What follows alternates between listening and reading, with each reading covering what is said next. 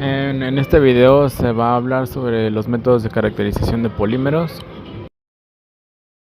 Todos estos son ensayos fiables que se basan en ensayos destructivos y no destructivos. Los ensayos destructivos se basan en la configuración, o más bien sobre la ruptura del polímero. Y los ensayos no destructivos son aquellos que nos dan características del polímero, por ejemplo, con técnicas de espectros de IR, ultravioleta, determinación del color, densidad, etcétera.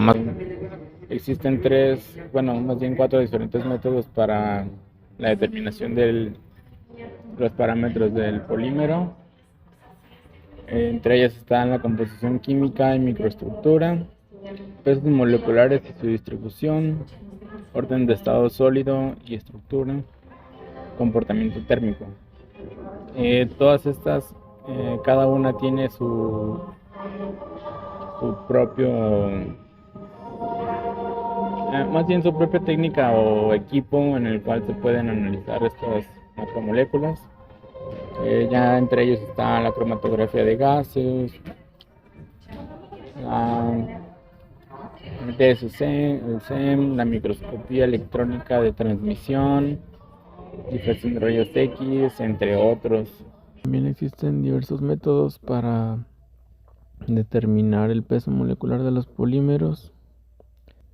Entre una de ellas está el grado de polimerización, que se representa con las letras dP, que es el número de unidades repetitivas que forman el polímero, que son número de unidades monoméricas que se unieron para formar una cadena.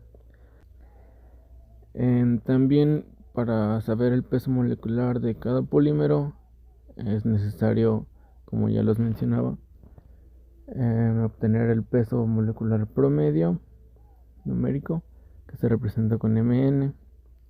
Este depende del número de moléculas presentes en la solución. El peso total de las moléculas de la muestra dividido por el número de moléculas.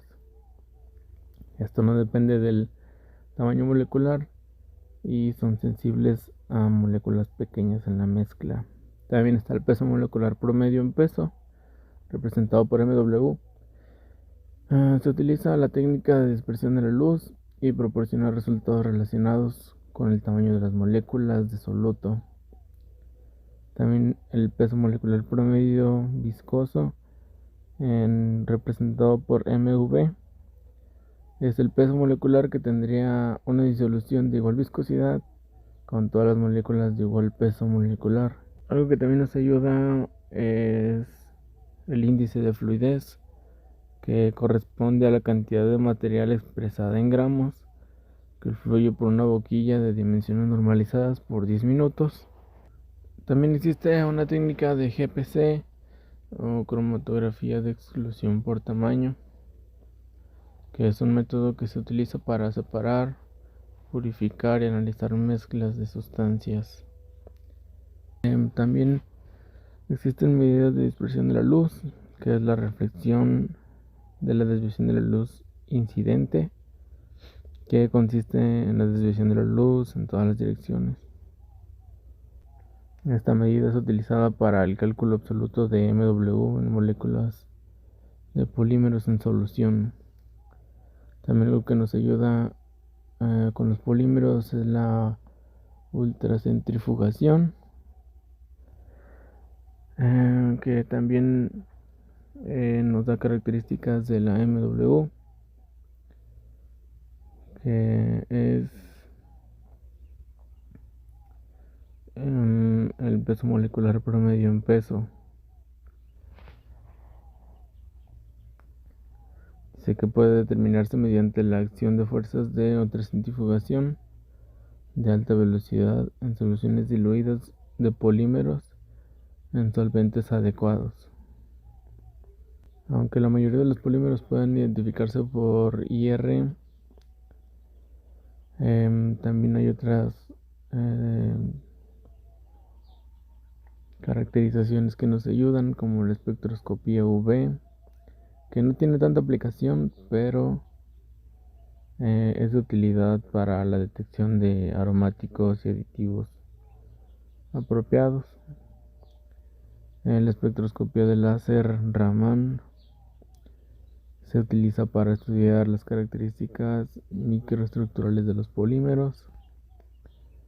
La espectroscopia paramagnética electrónica o de resonancia espinoelectrónico es una herramienta que nos ayuda a medir la abundancia relativa de electrones no pareados presentes en macroradicales.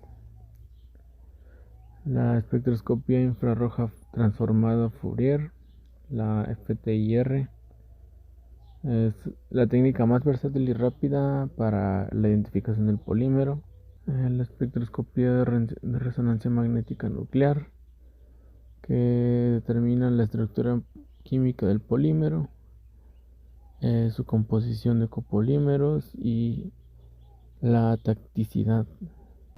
Algunas de las razones por las que la espectroscopia FTIR son usadas en medidas analíticas es porque son sencillos, son muy exactos, los resultados son en segundos o minutos, es versátil, se pueden analizar gases, líquidos o sólidos, nos da resultados cualitativos y cuantitativos, no destruye la molécula y usa métodos asequibles y no requiere realmente una preparación de la muestra. Algo que también caracteriza a los polímeros es la temperatura de transición vítrea, que esto más bien nos ayuda en los polímeros termoplásticos.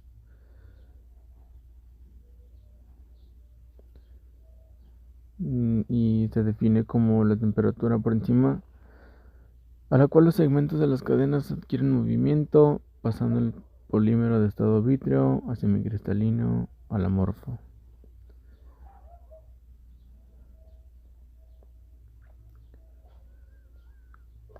Entonces, si un termoplástico se halla en temperatura inferior a Tg, se encuentra en estado vítreo, que se caracteriza por rigidez y fragilidad del material.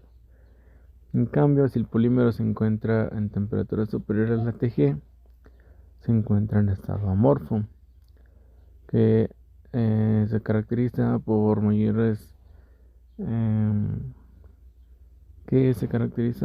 una mayor flexibilidad y ductilidad.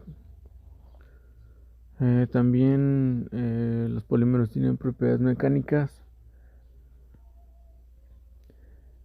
que se refiere a la respuesta de un cuerpo cuando se somete a una fuerza externa, la cual genera relaciones de tipo sensorial, de la deformación que sufre este material.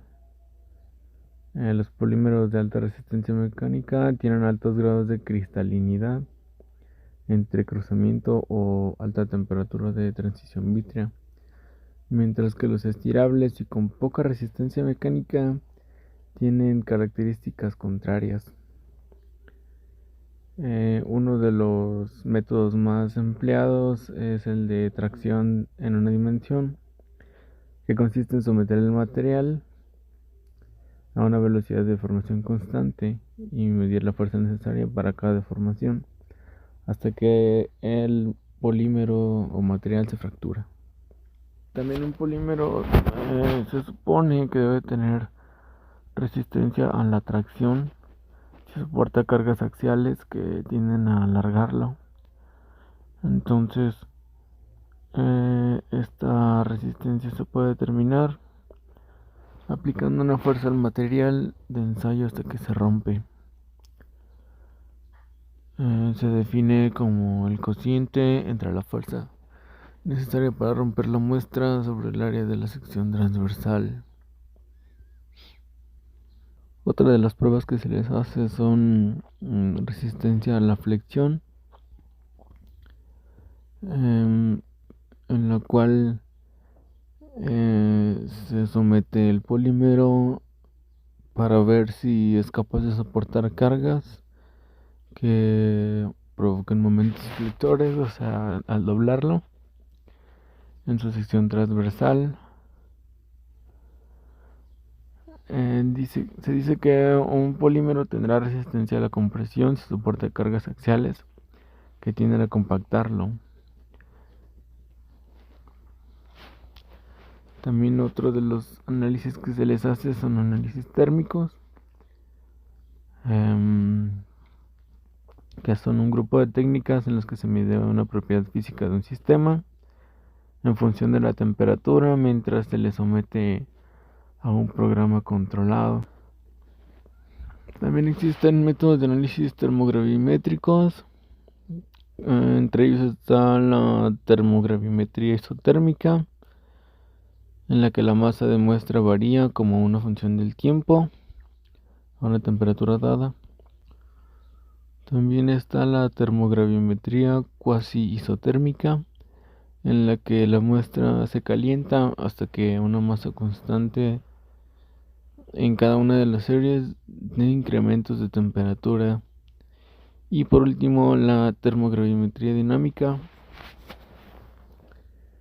en la que la muestra se calienta en un ambiente cuya temperatura cambia de manera predeterminada a velocidad constante. Ya unas técnicas más modernas para las características de los polímeros se encuentra la microscopía de barrido electrónico, la microscopía de fuerza atómica, que dan información sobre la microestructura física mediante imágenes de morfología y topografía. También está la espectrometría de masas de ion secundario, que provee información sobre la composición y estructura química de fragmentos cargados eyectados de la superficie por el bombardeo de un rayo de iones. La espectroscopía de rayos X fotoelectrónica, donde se obtienen espectros por irradiación de muestras con una fuente de rayos X. Esta da una medida directa de los tipos de átomos, de su concentración relativa, hasta un dominio de penetración de 5 a 20 capas atómicas. Y bueno, esto sería todo para el video de hoy.